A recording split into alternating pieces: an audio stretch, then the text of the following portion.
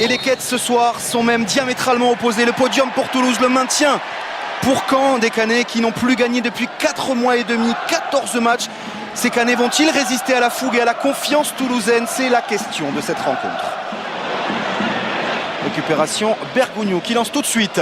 André-Pierre Gignac dans le dos de Rémi Gomis. Gignac qui va pénétrer dans la surface de réparation. Gignac qui s'infiltre. Gignac, le centre en retrait. Oui, c'était compliqué, c'était dangereux. Un très bon jeu défensif. C'est Rénal Lemaître. De Lemaître qui est revenu du poste d'arrière gauche et qui a attaqué la balle en premier. Autrement, c'était un but évident. Et Gignac qui passe en puissance. Mais attention, là, il s'est fait prendre la balle. Et s'il la donne bien Fofana, il y a Tabaré, la parade de Cédric Carasso sur une perte de balle à 25 mètres. Il va la donner à Savidan à gauche. On voit bien qu'il était trouvable.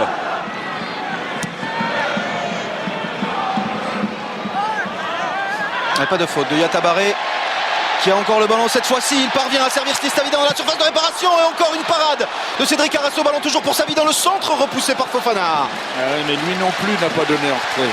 Deuxième face-à-face remporté par Cédric Carasso. Oui, mais des face-à-face en angle fermé comme ça avec un bon gardien comme Carasso, ça ne passe pas. La passe était superbe. Et le petit centre entré qu'il lui fallut faire.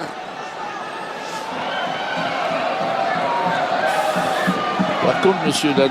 Lannoy est précis, même un peu parfois exagéré dans ses 9 mètres. C'est-à-dire qu'ils se disent, il réavance après, ce qu'il fait d'ailleurs. Mais si c'est un joueur honnête qui n'avance pas, eh bien, il est lésé. Et André-Pierre Gignac qui réclamait une main là, sur cette phase de jeu. Et a raison, certainement. Ah oui. Oui, mais je pense involontaire. Parce qu'il avait dévié le ballon au premier poteau et ce ballon semblait prendre la direction du but tout de même, Guy. Oui, ça fait rien, c'est pas dans le règlement qu'il prenne n'importe quelle direction. Il est dévié à 20 cm de sa main, il tape dans sa main. Comment voulez-vous qu'on le soupçonne? Nouvelle chance pour les Toulousains sur coup de pied arrêté toujours. Il les laisse à 8,50 m. Il les laisse à 8,50 m cette fois. S'ils avancent encore un peu, ils vont être à 8 mètres. Et c'est Didot qui le frappe. Didot! Oh, ce ballon enroulé qui passe juste à côté. Début de Vincent Planté qui n'avait strictement pas esquissé le moindre geste. Étienne Didot pour le frappier. Pied droit, premier poteau. Et c'était pour André-Pierre Gignac qui n'a pas pu cadrer sa reprise. Et bien coupé, premier poteau.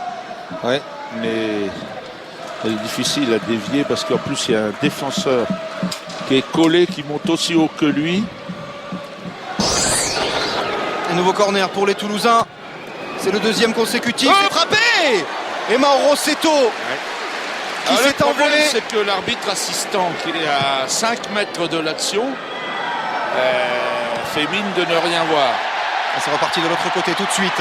Toujours du rythme dans cette rencontre avec ce centre dans la surface de réparation. La tête de Berson, c'est récupéré tout de suite. Attention à Nivet, le crochet de Nivet. Le centre deuxième poteau, c'est parfaitement joué. La tentative de revoler, c'est dans les gants de Cédric Carasso. Cette action-là était parfaite. La frappe d'Elie Chan, c'était belle aussi.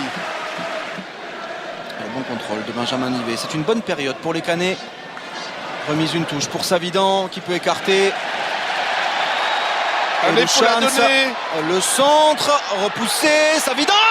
Nouvelle parade de Cédric Carasso, c'est la troisième décisive du gardien toulousain. Sub avec Gomis.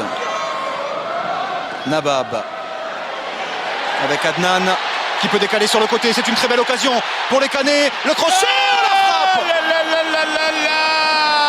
Elle s'envole cette frappe du tout jeune Youssef El Arabi. Il vient d'entrer en jeu. Il faut se pencher pour que ça ne monte pas. Il faut se pencher. Quelle occasion pour les Canets.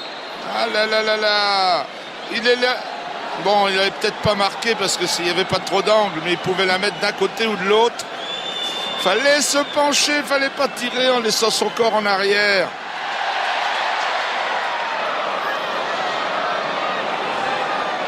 Ah, c'est un contre intéressant avec Fodé Mansaré. La frappe de Mansaré. Oui, c'était osé, c'était tenté, c'était lointain et c'est au-dessus. Début de Vincent Planté, il a surpris tout le monde, le Guinéen. C'est Cheikh Mbengue qui s'est imposé. Fodé Mansaré qui a été dépossédé du ballon. Et pas de faute. Le jeune Livio Nabab qui ne peut pas servir correctement. Elle est folle cette fin de match. C'est un bon ballon à une touche de balle. Nivé au deuxième poteau. Ben Kalfala dans la surface de réparation. Ben Kalfala. Le centre. Dans la surface de réparation toujours. C'est décalé. Ils ont glissé. Il est hors jeu. Quelle fin de match absolument haletante. Les Canets qui auront tout essayé. Et 0-0, score final, match rythmé, match tendu. Caen a essayé jusqu'au bout mais n'a pas pu déstabiliser la défense toulousaine. Caen qui ne gagne toujours pas, 15 matchs sans victoire pour les Canets. Et puis Toulouse qui continue de jouer les solides mais qui perd tout de même 2 points.